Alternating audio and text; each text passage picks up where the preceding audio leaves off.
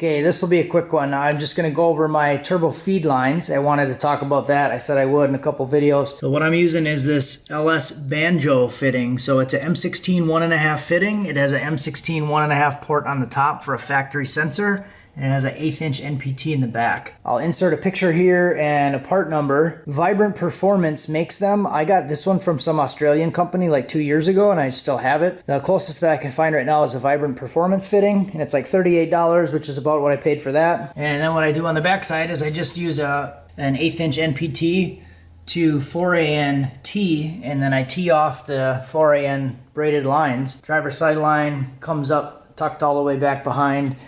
I'll be able to suck this thing up underneath the fender, and then it comes out here to a 90-degree fitting in the top. Passenger side just comes up and is tucked underneath over here, and then in the back corner I have a 30 psi pressure switch. So the factory dash on the Ranger just has like a idiot light switch. It actually is a gauge, but it's just a yes or no, like it has oil pressure or it doesn't. The factory engine on this truck comes with like a 6 psi pressure switch. So anything under 6 psi, it will show you have no oil pressure. So using the same concept, I just use a 30 psi pressure switch, assuming that anything under 30 psi would be like a cause for concern, especially under watt or wide open throttle conditions. You'd be able to see the thing go off. That thing has actually helped me once. At one point, I was noticing that when I was at idle, it was dipping below 30 psi, so my oil pressure was actually flickering. And I investigated that, and I actually found stuff that was stuck in my oil pickup tube, and I did a video on that. It almost looked like electrical tape or something. A bunch of junk got stuck in the pickup tube, and I was able to catch it because the oil pressure was dipping, and that switch actually helped me. So then it just tucks up back here and goes into this turbo. I will add that that was before I had a Holly. That was just HP tuners. So just while I'm out and driving and don't have the scanner set up, I wasn't able to really see exact oil pressure, but that switch did its job. I might hook it up, I might not, just for the sake of the dash working, but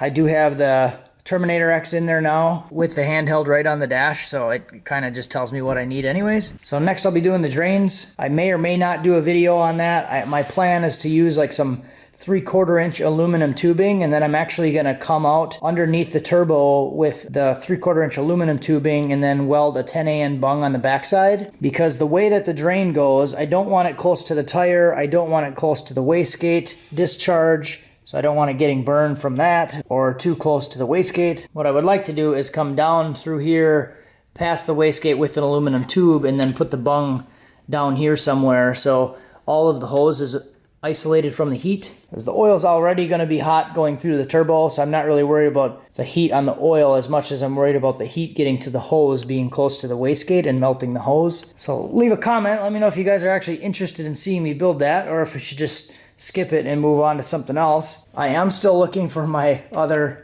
drain fitting. When I built the jig to hang the turbos so I could mount them, I ended up using some threaded rod and the drain fittings. So I just welded some flat plate to this threaded rod so I could hang the turbo from the drain fittings, basically like that. And apparently I lost the other one of these, so I'm probably gonna look for it for a little bit longer. If not, I'll have to order another Garrett style drain fitting, which isn't the end of the world, but I feel like I lost it. I might have thrown it away though. That could be a real possibility, that while I was cleaning one day I just grabbed it and threw it away. That could be. Other than that, next is intake and fuel system.